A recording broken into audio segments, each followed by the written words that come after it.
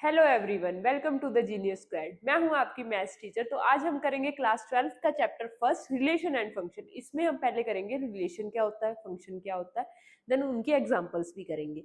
तो हम पहले करते हैं रिलेशन। रिलेशन क्या होता है? ये ऑर्डर्ड पेयर होता है सेट का, एक ऑर्डर्ड पेयर। इसमें दो, एक आती है डोमेन और एक आती है रेंज। डोमेन होती है, domain is a set of all x values. जो भी एक्स की वैल्यूज होंगी उसे हम डोमेन बोलते हैं। जैसे हमारे पास है -1 0 2 4 9। इसमें हमने smallest to largest x value को सेट की फॉर्म में लिखा है। तो ये है हमारे पास रिलेशन 2,3 -1 5 4 -2 9 एंड 0 -6। इसमें जो y की वैल्यूज है वो रेंज होंगी, वो हमने ऐसे स्मॉलेस्ट टू लार्जेस्ट के सेट में लिखा है। The range is the set of all y values. जो रेंज होती है वो सारी y वैल्यूज की सेट होता है। जैसे relation assign the x values with y's। तो ये हमारे पास x वैल्यू है जिसको हम डोमेन बोलते हैं। देन ये हमारे पास y की वैल्यू है जिसे हम रेंज बोलते हैं।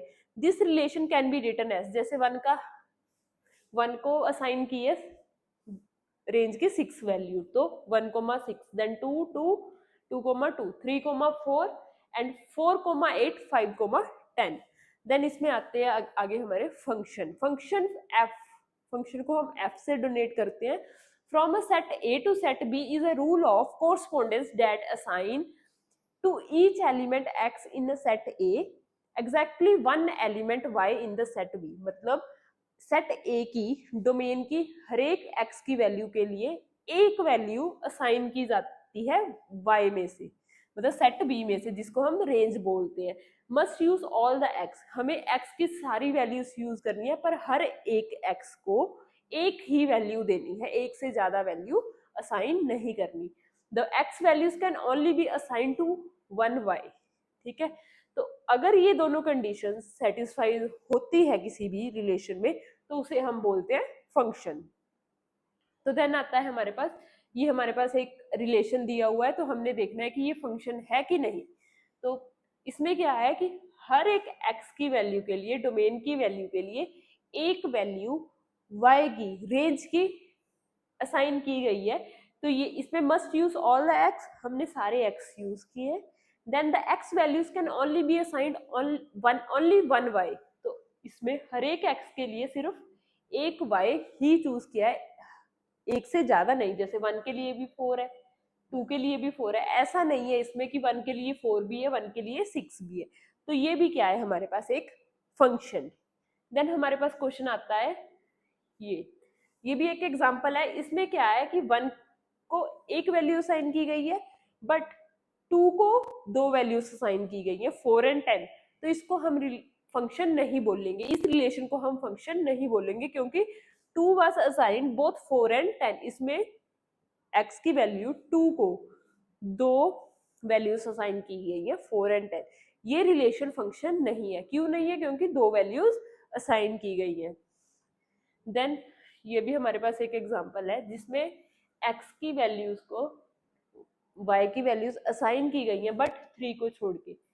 हमें क्या था, must use all the x, इसमें सारे x यूज नहीं किए गए, तो ये हमारे पास फंक्शन नहीं है।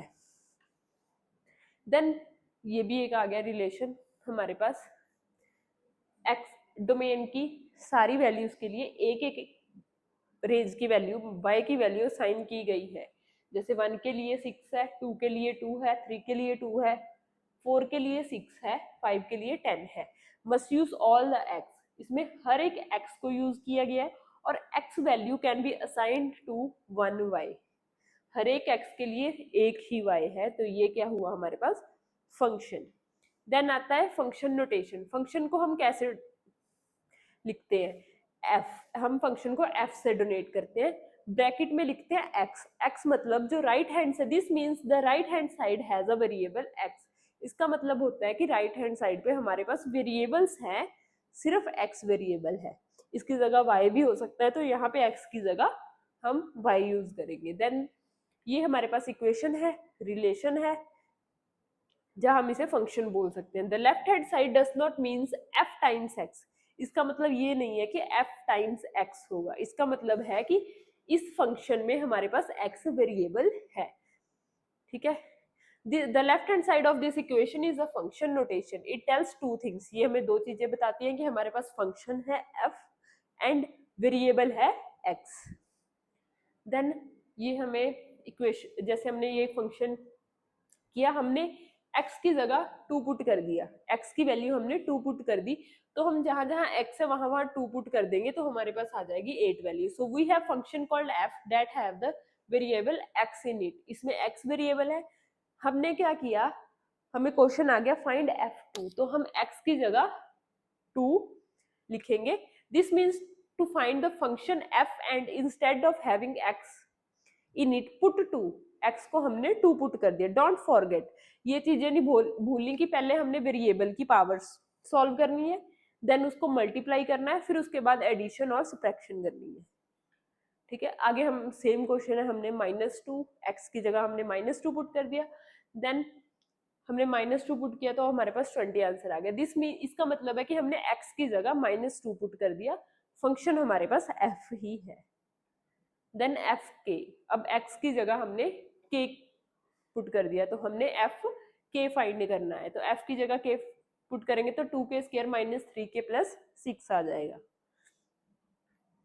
ये एक हमारे पास न्यू फंक्शन है जिसमें हमने g1 एंड g-4 फाइंड करना. g हमारे पास फंक्शन ही है तो हमने फंक्शन को g से डोनेट कर दिया. यहाँ पे gx = x² - 2x, तो पहले हमने g1 फाइंड करना है, तो मतलब x की जगह 1, तो हमारे पास -1 आंसर आ गया. देन हमने -4 पुट करना है, -4 पुट करेंगे x की वैल्यू को तो हमारे पास 24 आ जाएगा. पहले इन दोनों को अलग अलग सॉल्व करके फिर हम इन दोनों को ऐड करना है. ऐड करने के बाद क्या आएगा, g1 की वैल्यू आई -1 और g-4 की वैल्यू आई 24. इन दोनों को ऐड करेंगे तो हमारा आंसर आ जाएगा 24.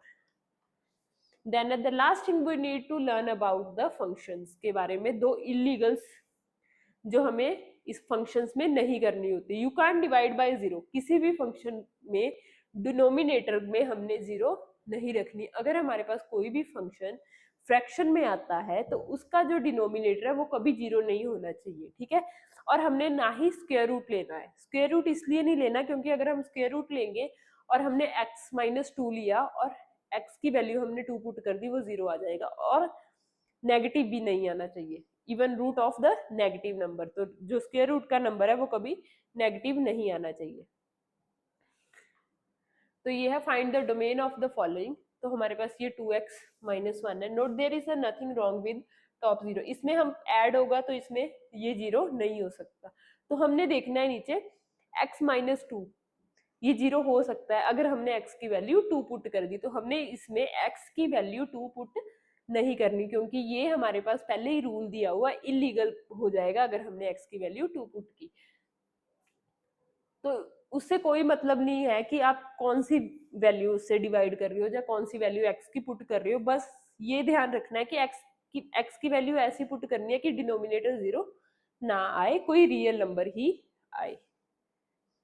देन हमारे पास स्क्वायर रूट वाली एग्जांपल है. इसमें हमें x की ऐसी वैल्यू पुट करनी पड़ेगी कि ये नेगेटिव ना हो, मतलब x - 4 है वो ग्रेटर देन इक्वल्स टू 0 होना चाहिए. ठीक है, तो इसको सॉल्व करेंगे तो हमारे पास x है जो ग्रेटर देन इक्वल्स टू 4 आएगा. ठीक है, we have to careful that x we use so that the second illegal of square rooting a negative does not happen. इसमें सेकंड इलीगल हैपन नहीं होना चाहिए, मतलब नेगेटिव वैल्यू स्क्वायर रूट की नहीं आनी चाहिए. अगर हम इसकी वैल्यू 4 से बड़ी रखेंगे x की तो हमारा ये नेगेटिव नहीं आएगा, तो वो आएगा हमारा real number such that x not equals to 4 के इक्वल नहीं होना चाहिए. देन इसमें हमने क्या किया, summary of how to find the domain of the function. तो कैसे कैसे डोमेन फाइंड करनी है. पहला स्टेप है लुक फॉर द फ्रैक्शन. हमने फ्रैक्शन देखना है, उसमें दोनों इलीगल्स पॉइंट्स नहीं होने चाहिए. Then there are a fraction, figure out the value would make the bottom equals to 0. जो उसका डिनोमिनेटर है वो 0 के इक्वल ना हो फ्रैक्शन में. और स्क्वायर रूट का जो स्टफ है, the stuff under the square root cannot be negative. Square root के अंदर जो वैल्यू आ रही है वो नेगेटिव नहीं होनी चाहिए, रियल नंबर ही होनी चाहिए. Thank you.